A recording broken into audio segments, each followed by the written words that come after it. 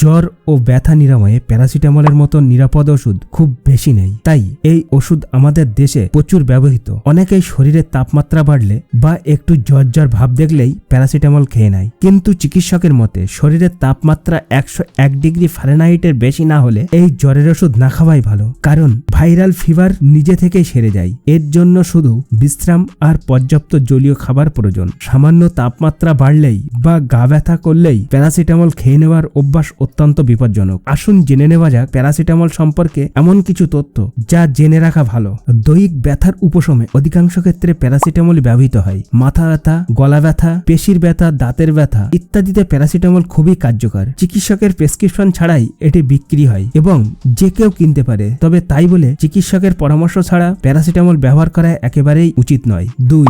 মাথা ব্যথা, গলা ব্যথা, পেশির ব্যথা, দাঁতের ব্যথা ইত্যাদিতে প্যারাসিটামল খুবই কার্যকারী। প্রাপ্তবয়স্কদের জন্য 500 মিলিগ্রামের একটি ট্যাবলেট, কখনো প্রয়োজনে দুটিও খেতে হতে পারে। 3. 24 ঘন্টায় চিকিৎসকরা সর্বাধিক 3 থেকে 4 বার প্যারাসিটামল খাওয়ার পরামর্শ দেন, কিন্তু খেয়াল রাখতে হবে 24 ঘন্টায় 4 গ্রাম বা 4000 মিলিগ্রামের বেশি প্যারাসিটামল খাওয়া যাবে না। 4.